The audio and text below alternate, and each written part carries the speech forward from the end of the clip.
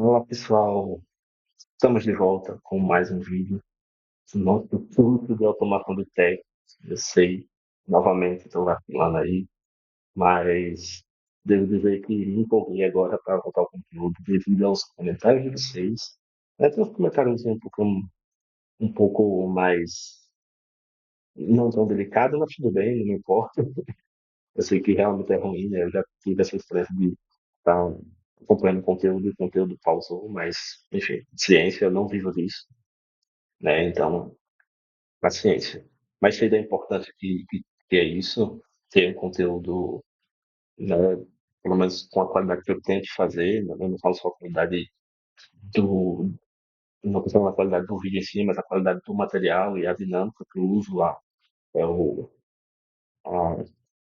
caminho que eu decido trilhar quanto a ensinar nesse sentido. Eu sei que muita gente tem pedido aí para continuar, então eu estou vendo os comentários, tá, gente? Eu não respondo, mas enfim, eu estou vendo. É, também vi muitos inscritos, né? Chegou muita gente aí, passando de mais de 300 inscritos, o que é uma surpresa, uma grata surpresa, né? Devido, visto a baixa frequência de vídeos, né? Ou quase nenhuma frequência de vídeos.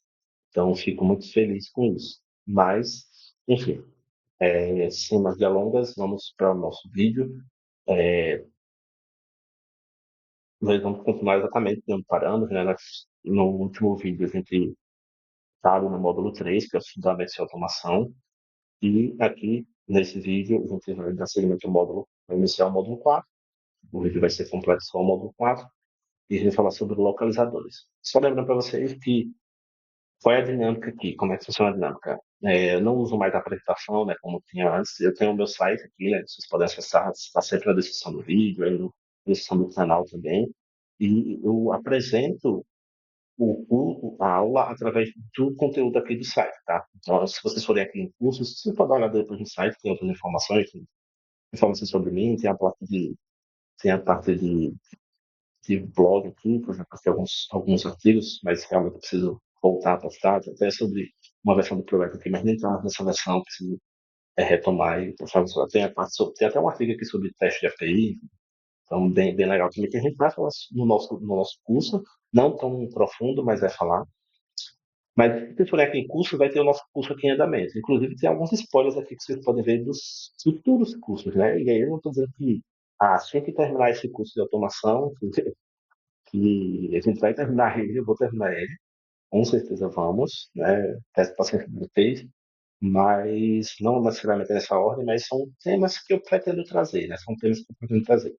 E aí, não só apenas eu, né? Mas eu posso chamar até uma pessoa, convidar uma pessoa, a ideia do canal também é essa, de convidar outras pessoas que são especialistas nesses temas, né? Em alguns temas que são importantes para a nossa área. Lembrando que o canal é, sim, voltado principalmente para a área de qualidade, mas também é uma virada de chave, né? É entender que a área de qualidade ela não é só testes, não é só ir ali e fazer, executar um teste, ou apertar um botão para executar um teste automatizado. Não é só isso. Eu quero exatamente quebrar essa barreira, entender que a área ele precisa saber programar o mínimo possível, tá? Mas quanto mais souber, melhor. Ele precisa entender das outras áreas, ele precisa entender o mercado de tecnologia como um todo.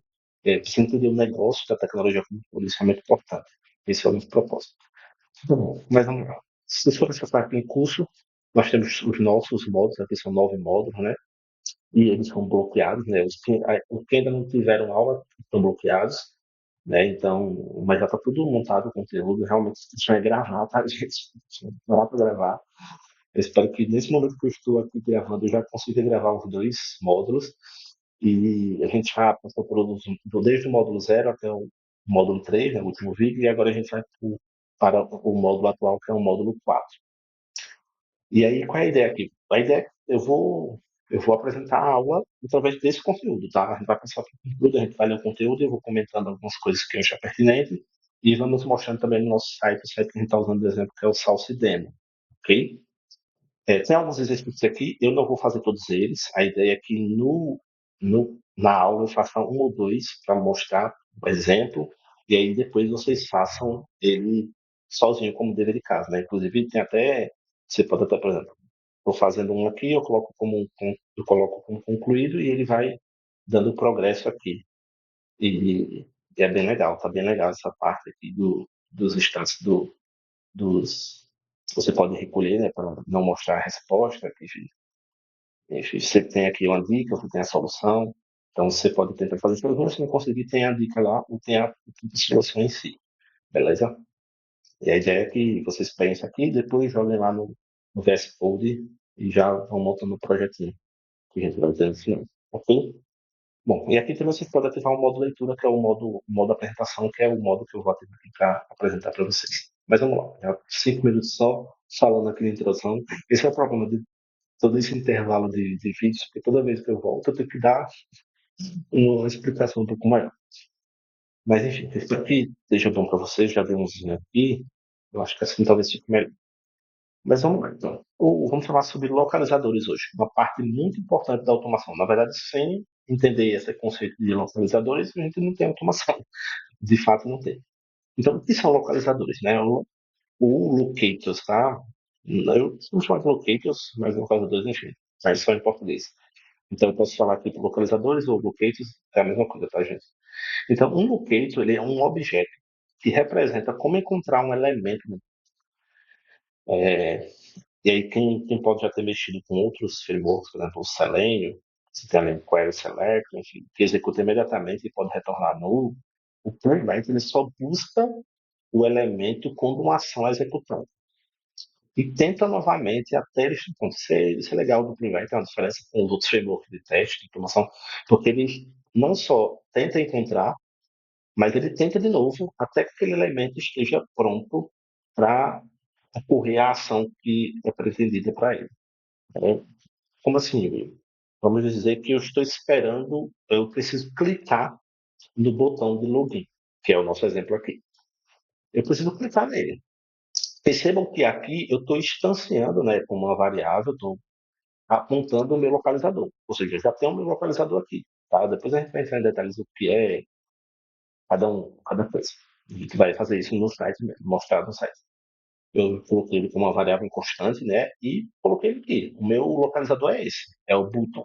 É o botão de fazer login, esse botão aqui, tá? Vou mostrar para vocês. Fica mais fácil. A gente, para quem nunca assistiu essa tela, isso aqui, se você apertar F12 ou vir aqui com o botão direito do mouse e inspecionar, vai abrir essa tela.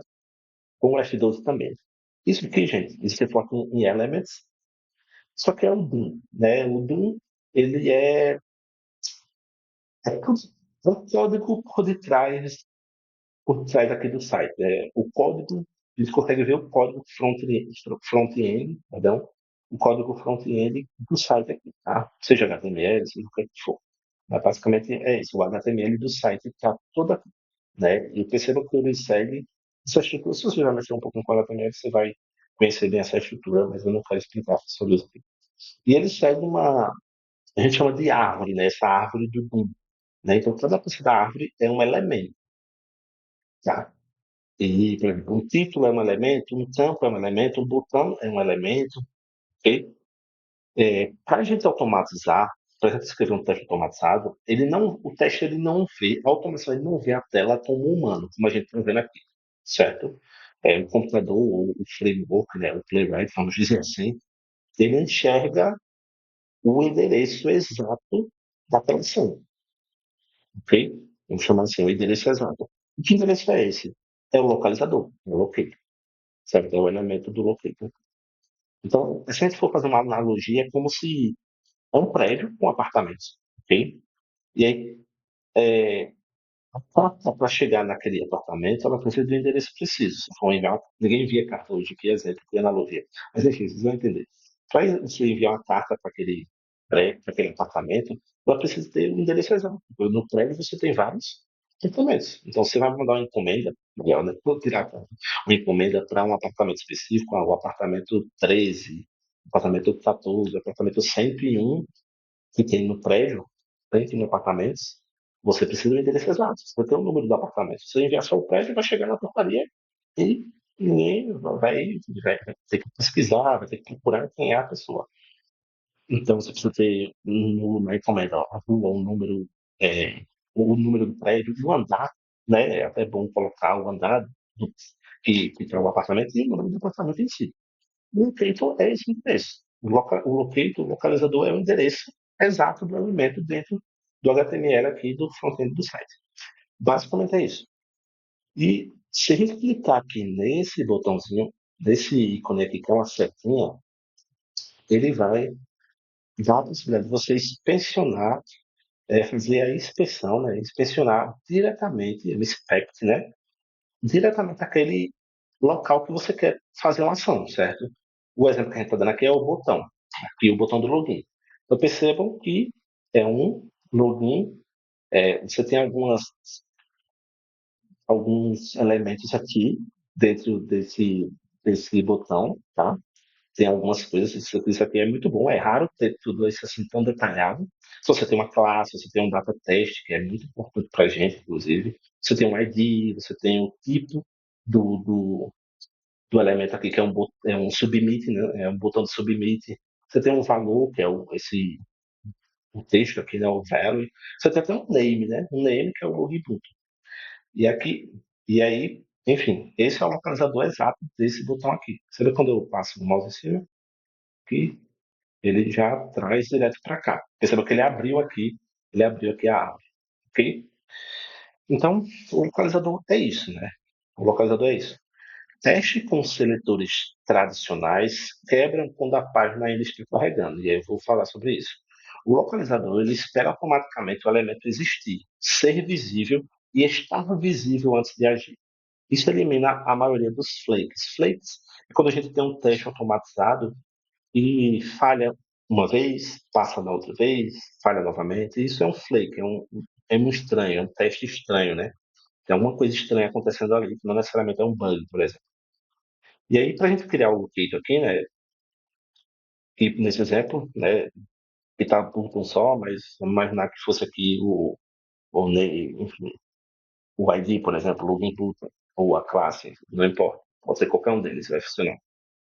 E aí, que nada vai acontecer se eu só fizer isso, só colocar isso, certo?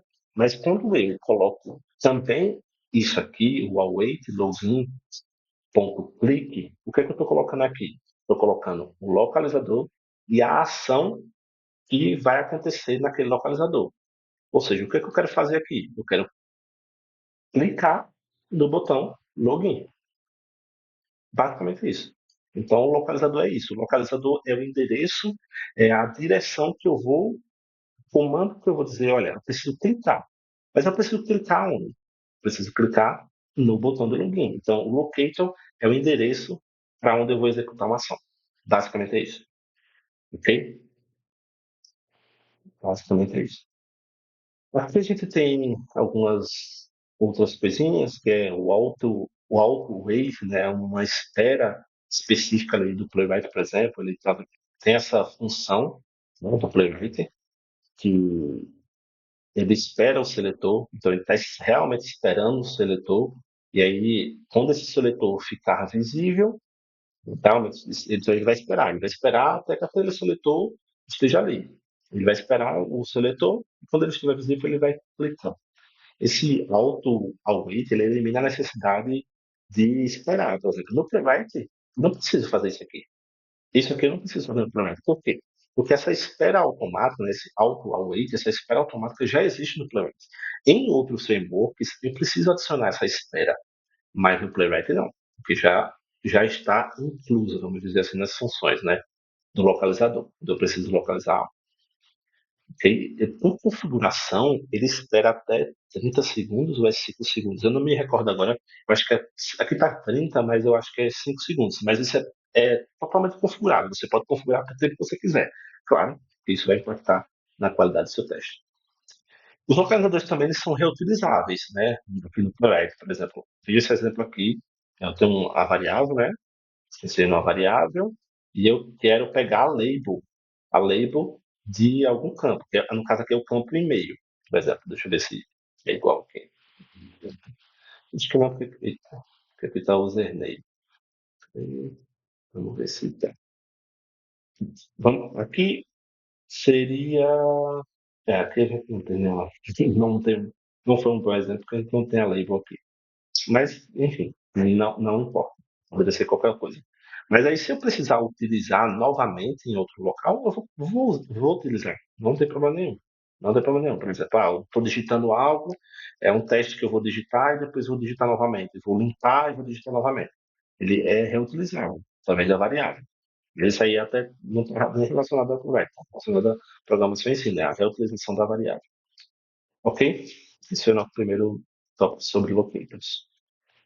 E agora falando especificamente de alguns locators do Playwright em si. Então, no Playwright a gente tem uma variedade muito boa de localizadores. Isso é muito interessante isso. Porque realmente você tem uma variedade ampla. Existem, na minha opinião, alguns que são melhores, são mais seguros, não vou dizer melhor, mas são mais seguros do que outros. E aí a gente tem o Get by Role. Ao meu ver, ele é o mais seguro. Por quê? Ele encontra elementos pelo seu papel área, ou seja, é o role de acessibilidade, né? Accessibility role. Então ele encontra o localizador através do seu papel área, ou seja, da sua lógica de acessibilidade. É a forma mais recomendada, ao meu ver, na minha opinião, porque ele reflete exatamente o que os leitores de tela e tecnologias assertivas enxergam. E sobrevive às refatorações de CSS e estrutura HTML. Por quê? Porque se a gente tiver alguma mudança na estrutura do HTML e até mesmo do CSS, que é uma outra forma de usar, não vai quebrar, tá? Não vai quebrar. E por que que isso importa? Porque locators, eles são baseados, locators baseados em role, eles são resilientes, porque eles testam o comportamento semântico, não a implementação. Então, um botão de enviar, ele pode mudar de classe aqui, por exemplo. Aqui eu tenho uma classe vamos voltar aqui para o submit, que ele era mais simples. Aqui eu tenho uma classe do botão, deixa eu dar um zoom, do botão do login, certo? Então a classe aqui, classe submit button, não sei lá. Isso aqui pode mudar a qualquer momento. Qualquer ação do desenvolvedor em ao refatorar, ele pode mudar aqui por bel prazer dele, de consciência. Ele pode mudar. Mas o role não vai alterar. A role, ela é única.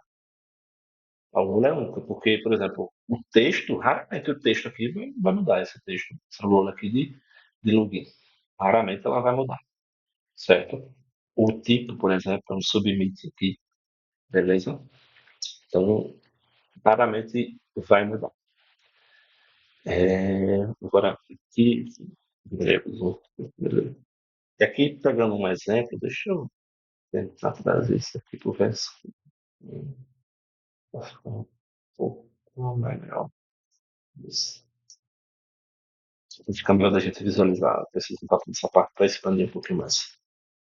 Deixa eu conseguir fazer isso aqui rapidinho. Aí, isso aqui. Bom, vamos lá. Que fica melhor para vocês visualizarem. Vamos lá. Aqui a gente tem o Get by Role, né? Um pouquinho sobre o Get by Role. Aqui ele está tentando acessar um formulário e está verificando se esse formulário está presente. Tá? Ele está verificando. E aqui ele está usando o Get by Role. Que o role é assim? É o heading. Ou seja, o heading é um elemento heading ali do topo. Deixa eu ver se tem algum exemplo de heading aqui. Heading, esse nome aqui, tá, gente? Ó, esse topo aqui, esse nome que fica normalmente é o heading.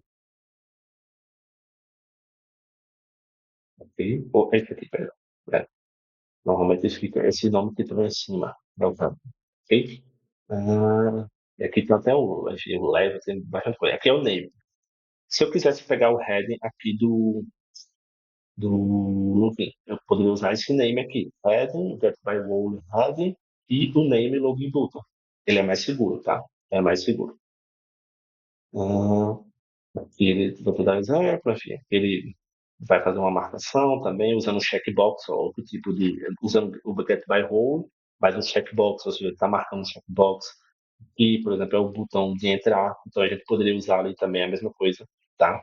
Usar o button, que aqui seria o tipo, né? E o name aqui, no nosso caso aqui no exemplo, seria esse login button, beleza? Então, o by role é o que eu mais costumo usar, eu acho que ele é mais seguro. A gente também tem o get no teste, né? Ou seja, já bem, bem auto-explicativo, né? Então, quando a get by role não é suficiente, O Playwright nós também locates semânticos baseados no conteúdo visual. Então, o GetMyText ele encontra qualquer elemento pelo seu texto. Ah, eu estou procurando um texto login, por exemplo. Se tiver qualquer outro texto login nessa tela, ele iria encontrar também. Então, por isso que você precisa primeiro garantir que é o único texto que tem na tela, né? Então, eu não costumo usar esse GetMyText para isso. Eu costumo usar para validações, por exemplo. É bom fazer para validações. Então, ele encontra qualquer elemento pelo seu texto. A gente também tem o GetByLabel. GetByLabel ele encontra inputs pela sua label. A gente tem alguma label aqui, se eu não me engano? Não, não tem. Não tem. Deixa eu pesquisar. Se tem alguma.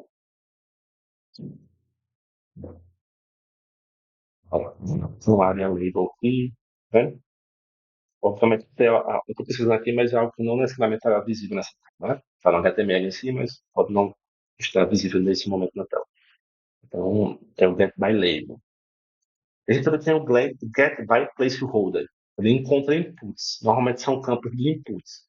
Nem todos os campos de input usam placeholder, mas normalmente sim. Aqui, ó. Por exemplo, tá vendo? Placeholder é esse. É o get by Placeholder. Então eu poderia usar aqui para preencher. Aqui, esse exemplo desse site está muito bom, porque ele tem várias possibilidades, mas normalmente, no dia a dia, não é assim. Isso, inclusive, é algo que eu costumo, nas minhas atuações, alinhar com o desenvolvedor front-end. Eu costumo alinhar assim, ele, olha, uso o ID, coloco o ID, coloco o data test ID, por exemplo, que é mais confiável. Então, eu sempre faço esses pedidos para ficar melhor. Porque eu já sei, inclusive, qual vai ser o elemento, consigo antecipar a automação. Isso é outro assunto. Então, a gente tem o get by test, a gente tem um exemplo do get by test, por exemplo, bem-vindo ao sistema. Que seria uma ação do clique, mas poderia ser um expect também. Get by test, por exemplo, salvar, vou clicar ali no botão de salvar, certo? Aqui é o botão de algum. Eu estou vendo o principal visível, se tem algo visível, até usa regex aqui, para dar um ponto e a interrogação, enfim. Então, normalmente é interessante evitar usar em textos muito genéricos, sabe? Por exemplo, textos que muito provável vai ter vários textos na tela com aquela mesma palavra, aquele mesmo texto. Porque, por exemplo, se eu tiver, eu quero o botão salvar, aí tem o nome do texto salvar, ok, eu encontrei. Mas se tiver qualquer outra palavra salvar, mesmo que seja numa outra frase, ele vai encontrar, certo? Então, sempre, por exemplo, nesse exemplo aqui, ele está dando um get by test no ok. Só que o ok pode ter múltiplos resultados, né? Então, por exemplo, ele aqui já recomenda você usar o name, ok, certo? Se o get by label, por exemplo, a label aqui seria um e-mail, ele usa para preencher. Aquele label, por exemplo, buscar produtos, então é um campo, uma label, né, buscar produtos, que realmente a gente não tem nenhuma específica. Aqui é um filtro, está selecionando, por exemplo, selecionando uma opção dentro de um filtro, uma label. Ele até dá um exemplo aqui do HTML, né, que é tem uma área label, ou esse área label dessa forma aqui. Aí pode ser assim também. Eu nem tinha percebido que tinha colocado isso aqui. Tá vendo? Um input é um campo um input e tem uma área label buscar produtos. Então, é possível usar também, certo? A gente tem um placeholder que eu mostrei ali no site, que a gente pode usar também para mudar. Mas placeholder pode ser que às vezes pode mudar ou pode não mudar, porque o placeholder aqui é o quê? O username e esse texto. Então, pode ser que mude, pode ser que não mude. Mas se tem label, eu acho mais seguro o label. Se não tem label, eu usaria o placeholder. Beleza? Então, esse foi o get by test, get by label e get by placeholder. E a gente também tem o get by test ID. O ID, ele sempre foi o principal tipo de localizador que a gente usou em todas as automações, desde o Selenium, todos os frameworks, sempre foi o principal. A gente tem aqui o ID. Ele sempre foi tido como o mais seguro, por exemplo, né? Entrava-se de acordo com os desenvolvedores para colocar, enfim.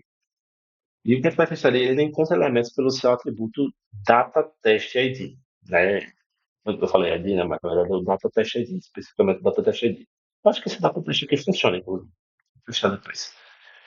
É, é um contrato explícito entre desenvolvedores e criados. Esse elemento é muito importante para teste. Inclusive, o data test ID é o elemento que eu pedia numa empresa que eu trabalhei, eu tinha um maior contato assim, com o desenvolvimento front-end e também com a parte do design do front-end, né?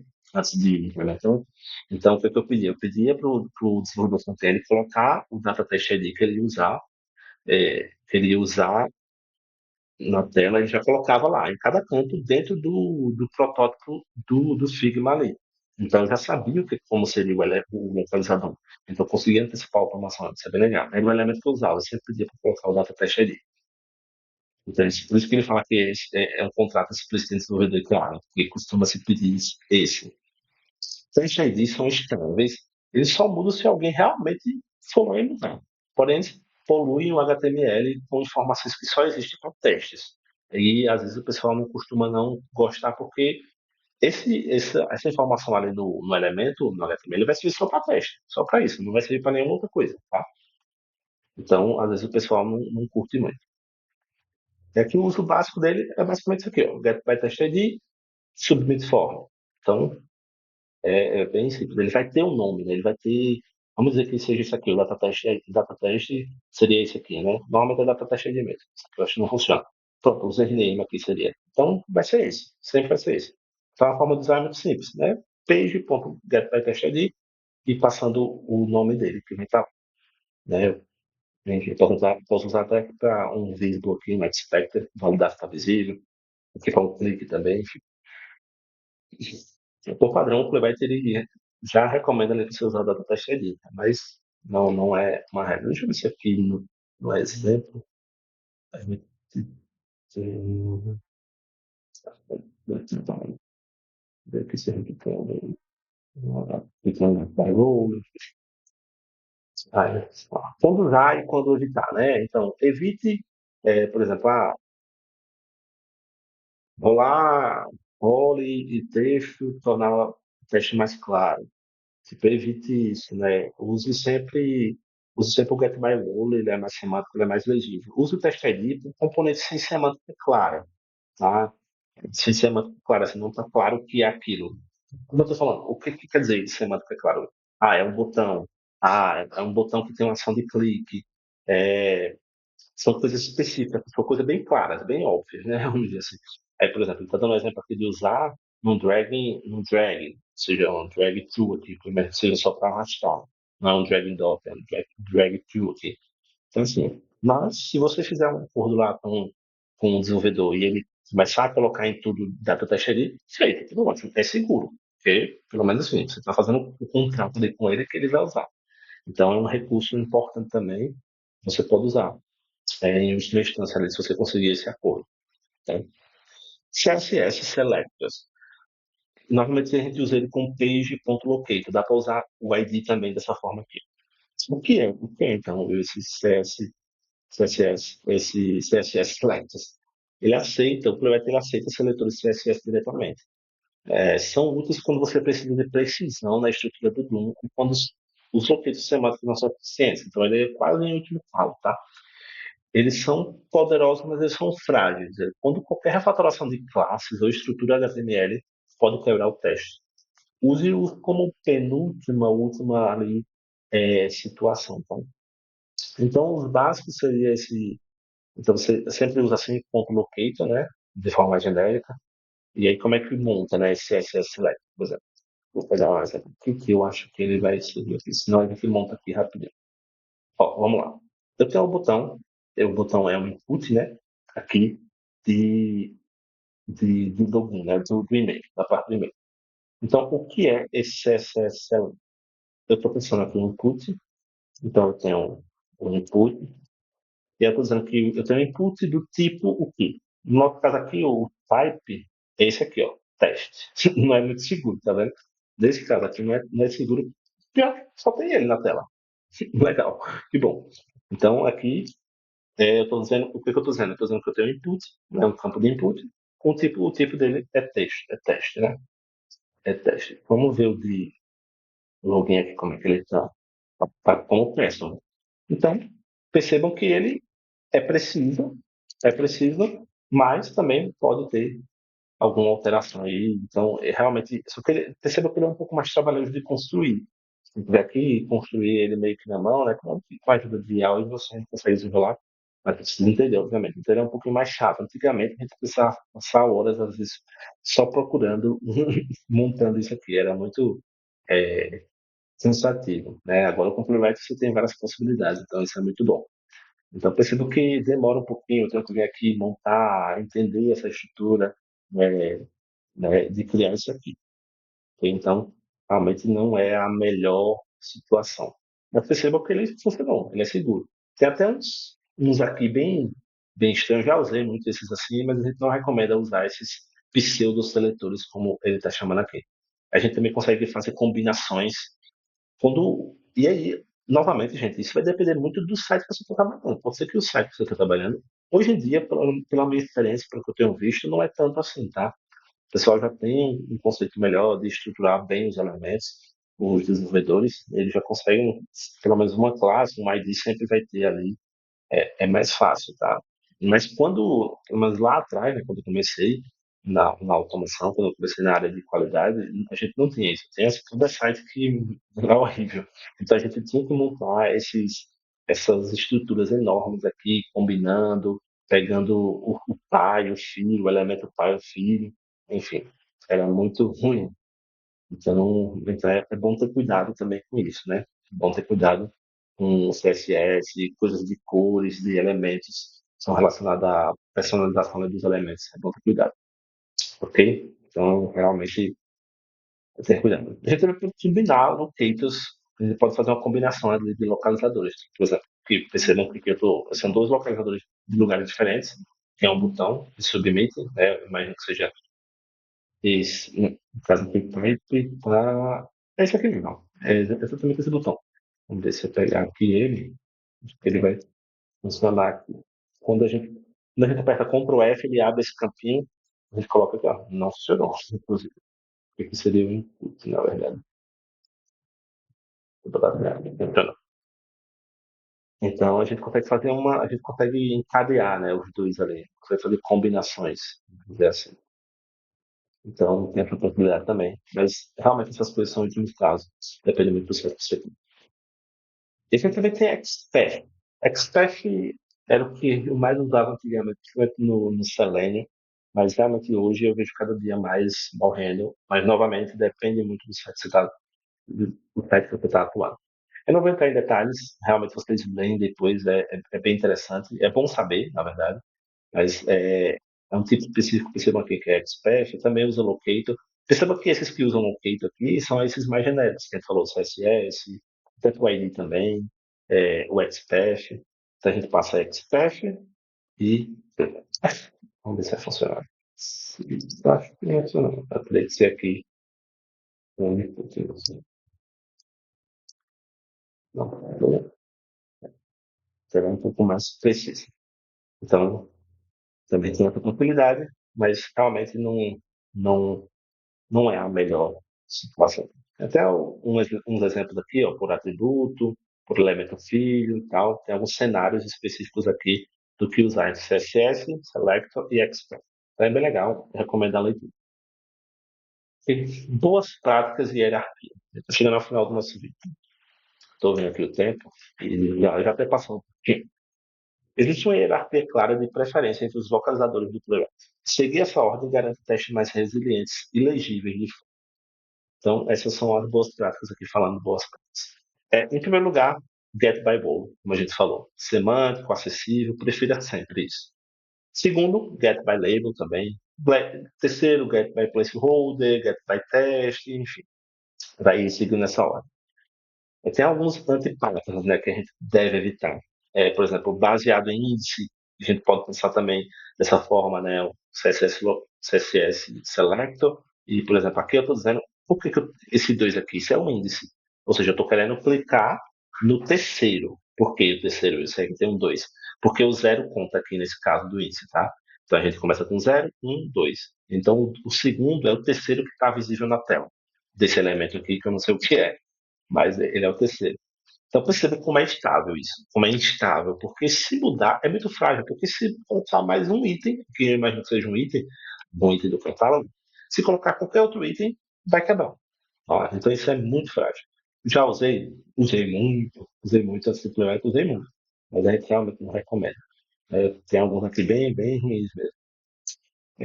Você pode encadear locates, especificar algumas, sem ter, para não ter tanta fragilidade, você pode encadear eles. Então, é uma possibilidade também. Porque se você tem uma tabela, tá? Uma linha, entendeu? É uma linha aqui, é uma row, né? Uma linha. Então, né? Tem, essa, tem essas situações. Novamente, depende muito do site que você está atuando, depende da qualidade que foi construído ali o HTML. Então, mas é bom sempre estar próximo ali, ser amigo do desenvolvedor front-end, porque se ele for um cara legal, ele vai ajudar nisso também. E não é algo que, nossa, prejudica o trabalho dele, a performance dele, não. Algo muito simples de fazer. Realmente muito simples. Beleza? Então, falando sobre isso aí, os bloqueios reutilizáveis, que vocês podem ler depois. Ok? Então, e aí tem agora a parte que eu vou falar sobre interação com elementos. Como a gente falou, os elementos eles são endereços que a gente passa para efetuar uma ação aqui dentro da nossa automation. Então, e aí a gente tem inúmeras interações, né, que são as funções do Playwright, por exemplo, clicar, double clique, o filtro de preencher, o select all, né, para selecionar um link de uma lista, hover, né, para ver, enfim, tem inúmeras possibilidades que a gente não vai entrar ainda para detalhes agora, porque eu acho que isso não é o foco dessa aula específica. É falar sobre localizadores, tá? E aí, até porque, se a gente falar de todas as possibilidades de ação dentro do Playwright, a gente tem um curso só para falar sobre ações do Playwright, né? Realmente é algo que a gente vai aprender na prática. Vocês vão aprender na prática sozinhos, inclusive, exercitando. Mas existem inúmeras possibilidades. Aqui eu tenho alguns, os principais, mas se vocês forem na documentação, eu sempre falo para vocês acessarem a documentação, que vocês vão. A documentação do Playwright talvez a melhor documentação que existe hoje no framework de teste, que vai explicar muita coisa, cada uma das ações que você precisa e que você quer fazer. Ok? É, a gente vai ter situações que vão ter alguns componentes que são complexos, né? Por exemplo, eu quero listar produtos, eu quero pegar o último, tem essa possibilidade de você usar o FIST, por exemplo, para pegar o primeiro, o LEST para pegar o último, ou seja, eu tenho vários elementos iguais. Tá? Eu tenho vários itens numa página, eu preciso selecionar o primeiro. Sempre o primeiro. Não quer, não importa qual seja, só precisa acessar o primeiro, sempre o primeiro. Você pode usar o FIST, por exemplo, para fazer clicar no primeiro ou acessar o primeiro, não importa. Agora, se você depende que aquele primeiro especificamente seja aquele que você quer, isso realmente já é um pouco sensível, é um pouco mais frágil. Então, tem que ter cuidado com isso, né? A gente também tem como usar o filter para filtrar ali os elementos, né? Enfim, tem algumas possibilidades que. Tudo isso aqui vai estar nos exercícios. Tudo isso aqui vai estar nos exercícios. Estou correndo um pouquinho, porque eu quero passar pelo menos por um dos exercícios lá, tá? Mas o conteúdo é esse. Eu recomendo que vocês leiam lá tudo, revisem tudo isso, depois que assistirem a aula, tá? Vamos aqui para um dos exercícios. Deixa eu só recolher. Referir.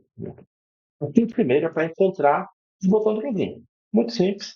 Ele até que bota o HTML aqui para você colocar no exemplo, mas você pode usar lá o site se você quiser.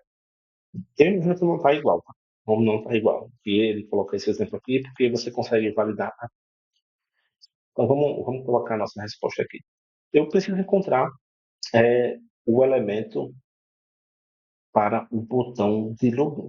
Então a gente tem aqui um button type submit, né, um classe, tem um nome, então tem um texto aqui de entrar. Então assim, tem algumas possibilidades aqui. Não tem tantas, tá? Não tem tantas. Esse aqui tem duas possibilidades. Então, qual é a ideia aqui dessa parte do exercício? Explicando novamente. Você tem aqui o exemplo que ele está dando para você fazer. Eu até ia falar aqui qual é o locator mais robusto para o botão entrar. Não tem aqui o certo e errado. O que ele está pedindo aqui é o mais robusto. E não tenha medo de errar. E aí, quando você digitar aqui e tal, você vai poder validar a resposta. Você pode deixar uma dica. Então, aqui, por exemplo, na dica, ele vai dizer: o botões HTML tem o área role button automaticamente. E você pode filtrar pelo nome visível do botão usando o parâmetro name. Então, a gente viu como é o área, o get by role, né? Então, por exemplo, eu não sei se ele vai considerar isso, mas vamos fazer assim. Mas não tem que não automatize, né? Então, não precisa do always aqui. Ele bom get by. Tá que eu lembro? Eu sempre fico no automatismo. Deixa eu preciso exercitar. Eu acredito que sim. Vamos finalizar. Essa é a ideia do exercício. Você vem aqui, vê e vamos voltar aqui. Ó. O get by role. Ó. Sim, já tá fazendo errado, tá vendo? Então ele tem o botão de button e o name dele ali. Tá vendo? Essa é a ideia do exercício aqui. Você pode vir aqui e dar uma. Fala assim? Não lembro agora se tinha. Parece. Estudar de novo. Nossa, lá, gente. Vamos consultar o conteúdo. Consultar o conteúdo e ver como é que funciona. Né? Então vamos ver aqui se eu tô sabendo mesmo. Eu tô, aí tem uma vírgula. E aqui, aí vocês podem ver a solução também aqui, tá vendo? Ele vai dar até algumas outras alternativas e vai dar a alternativa correta aqui em cima. Então, era isso aqui, ó. Tá expressando isso. Aí aqui você pega o meio, sempre dá um espaçozinho aqui. E aí tem os dois. Eita, pra ver. Esse teclado. Dois pontos. E aí você, entre parênteses, vai colocar o texto. Entrar. E aí, quando você quiser. Ele até pediu. Na verdade, ele pediu um pouco diferente aqui. É bom que depois eu dou uma olhada nisso, para ser mais específico. Porque ele pediu a ação em si, né? É porque ele falou que era para encontrar o locator, não para fazer. Ah, tá. Olha aí, eu que não li, tá vendo? Escreva só o trecho essencial para localizar o botão e disparar o clique. Eu que não li, tá vendo? Foi mais. Não, e aí, gente, como você clicar em validar, se estiver certo, ele vai dar até alguns insights aqui que você precisa. Se estiver errado, deixa eu. Vamos simular aqui, né, gente? Vou fazer isso. Ó, tá vendo? Ele vai apontar o que você acertou e apontar alguma questão ali. E aqui, quando você colocar a solução, vai ver a solução, ele vai mostrar, ele vai explicar direitinho melhor. Aqui você consegue marcar ele como concluído e já fica mostrando como concluído. Então, tem isso. E aqui, o próximo é para localizar o do e-mail, então ele já vai dar um exemplo aqui, né, para você focar aqui, não precisa para nenhum outro site, então eu fiz de forma mais completa. Antes a ideia era fazer aqui e no site aqui fazendo. Mas aí eu achei mais prático aqui para praticar dentro de casa, assim, porque vocês vão praticando aqui, vão entendendo e depois vocês replicam num projeto para vocês. Eu, inclusive, recomendo muito usar esses sites para praticar aqui, tá? Bom, eu acredito que seja isso. Espero que tenha gostado. Perdoe aí por enferrujado, sei, preciso ter um ritmo constante para ficar mais fluido aqui. Você sabe que o aqui é ligar a câmera e gravar. Mas espero que vocês tenham gostado do vídeo. Espero que façam os exercícios, tá? Comentem alguma coisa também, se tiverem dúvida aí. Façam os exercícios. Os exercícios, vocês vão perceber que eles vão. Ele tem os níveis, né? Fácil, médio, e tem os desafios, a parte do desafio, que é um pouco mais completo, vamos chamar assim. Então, aqui, por exemplo, é uma tabela de usuários, né? Fazer um locator encadeado. Então, é tudo relacionado ao conteúdo que está lá. Então, o que eu recomendo? Revisa o conteúdo, assiste a aula, assiste o vídeo, revisa o conteúdo. Eu cheguei aqui, estou em dúvida, vi a dica, não sei. Conteúdo, porque a ideia é exatamente você aprender, não importa se está vendo a dica ou não. E esse último aqui, inclusive, é usando o Talk Demo, tá? Então aqui é um desafio mesmo. Então aqui é a parte do projeto, vamos dizer assim. É a parte do projeto do fato. Então aqui, por exemplo, ele está pedindo para você montar um fluxo completo de compra. Quem sabe? Talvez eu acho que seja válido um vídeo, um extra, sabe? Módulo 4.2.1, alguma coisa assim, que mostra nessa parte do desafio. Vou ver, eu acho que seria interessante. Porque aí vocês tentam fazer sozinho, se não conseguir, aí a gente faz juntos aqui. Isso seria interessante, beleza? Então vamos. Tem até que fala aqui, ó, usando o browser real, monte no VS Code. Se você já está nesse ponto, você já sabe mexer no VS Code aqui, já sabe fazer, né? Então, recomendo vocês realmente fazerem os exercícios. No final tem esse. A ideia é o seguinte: se você fez os exercícios todos aqui, você já está apto para fazer todos esses desafios, o desafio completo, tranquilamente. Né? Tranquilamente. Mas é isso, gente. Espero que vocês tenham gostado do vídeo. É, vamos ver o próximo vídeo. Eu realmente pensei agora de última hora em fazer esse. esse plus, né, esse vídeo plus, né, tipo, resolvendo o desafio do módulo. Então vamos ver, vamos ver. Eu vou ver aqui se eu consigo gravar. Se não, vocês tentam aí sozinhos, mesmo que eu tenho certeza que vocês vão conseguir. Mas é isso, gente. Muito obrigado por acompanhar, muito obrigado pela paciência em esperar ouvir isso aí. Espero que a gente mantenha uma constante aqui boa, tá certo? Muito obrigado e até a próxima.